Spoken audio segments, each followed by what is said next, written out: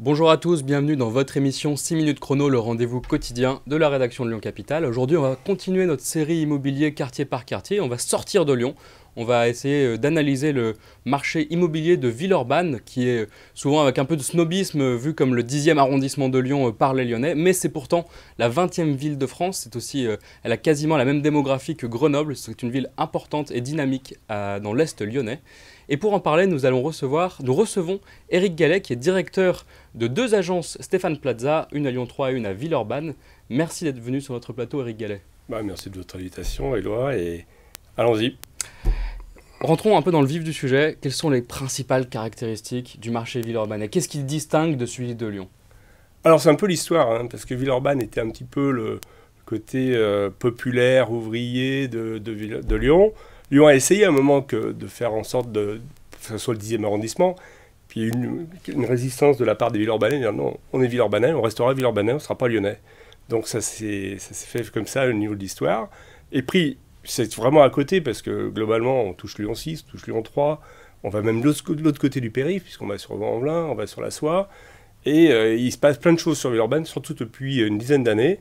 C'est quand même la capitale de la culture française en 2022. Il y a plein de projets, il y a Gratte-Ciel 2026, il y a le quartier de Croix-Luiset et les Buères qui ont été échangés, il y a eu Médipol, il y a eu La Soie. Voilà. Et aujourd'hui, finalement, c'était un marché de report de gens qui pouvaient plus finalement s'implanter sur Lyon 3. Ils sont donc regardés sur Villeurbanne s'il y avait des choses intéressantes. Et puis finalement, Villeurbanne a pris 49% sur 5 ans en termes de prix de l'immobilier. Mais il se passe beaucoup de choses sur Villeurbanne, beaucoup, beaucoup. Alors aujourd'hui, on est à combien à peu près sur le prix au mètre carré médian? Ça tourne autour de combien à peu près? Médian 4000, mais ouais. On peut trouver encore du 3000 un peu moins. Et puis ça peut aller jusqu'à 5000, 5005 sur d'autres endroits. Et j'imagine que c'est très vaste, on disait, il n'y a pas de profil type, mais est-ce qu'il y a des quartiers qui sont peut-être plus adaptés pour une famille, où une famille pourrait acheter avec des commerces, des écoles, des crèches, peut-être des endroits qui sont plus adaptés?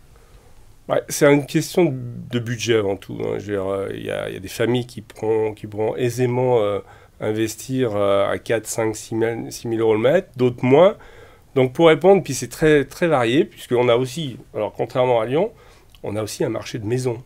Des maisons type ouvrière qui sont de plus en plus prisées par une clientèle bobo qui disent bah, tiens, au lieu d'acheter un appartement à Lyon 3, Lyon 6, achetons plutôt une maison. Il y a un petit bout de jardin oui, avec un bout de jardin, c'est des 200, 300, 400 mètres carrés maxi.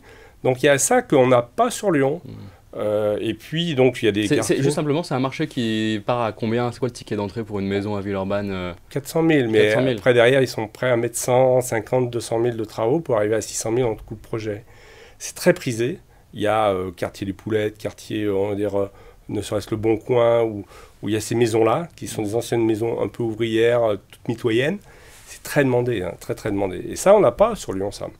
Et puis le reste, à la proximité de Lyon 6, avec Bellecombe, Charpennes, le parc de la Tête d'Or, là, on a une autre clientèle aussi. C'est des gens qui, sur Lyon 6, ne peuvent pas y aller. Ils viennent là, parce qu'ils ne sont pas très loin.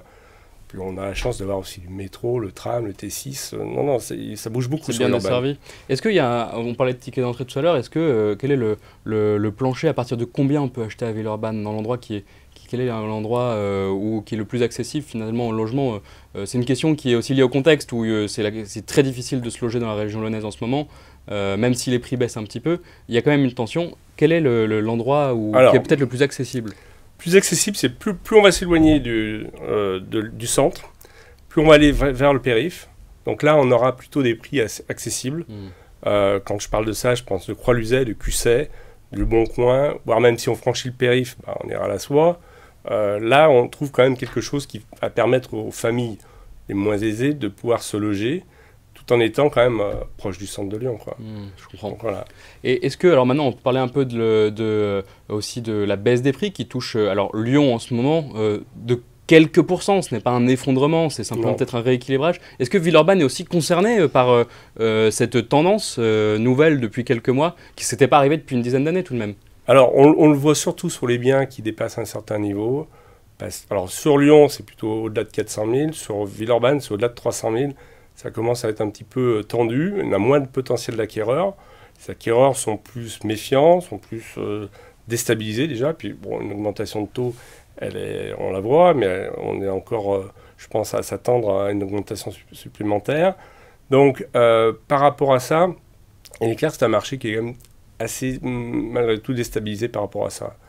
Et je pense qu'il faut s'attendre à 2023 à probablement une baisse de prix, mais ça ne va pas s'effondrer. Hein. On reste quand même dans des endroits avec une forte attractivité quand même. Oui, il y a toujours de la demande Ouais. dans tous les cas. Ouais. Et alors, en 2 mots, parce qu'on arrive déjà vers la fin de notre émission, c'est trop court. Est-ce que alors, Villeurbanne est aussi concerné par l'encadrement des loyers qui a été mis en place par la métropole de Lyon, la majorité écologiste, en lien avec les services de la préfecture. Juste pour rappel, l'encadrement des loyers, c'est le plafonnement aussi des loyers afin de les rendre plus accessibles. Est-ce que vous pouvez déjà tirer un premier bilan de cet encadrement qui date d'il y a 1 an quasiment? 1 an, oui, effectivement. On se demandait comment ça allait réagir, à la fois les investisseurs et les locataires et autres. Je dirais que finalement, à part sur les petites surfaces, le reste, ça n'a pas forcément beaucoup bougé, si ce n'est que ça a marqué les esprits sur les investisseurs. Là, maintenant, aujourd'hui, ils disent, au lieu d'investir dans un endroit qui est encadré, allons chercher plutôt des endroits en dehors de Lyon, type Tassin et autres, pour aller mettre des investissements plus rémunérateurs.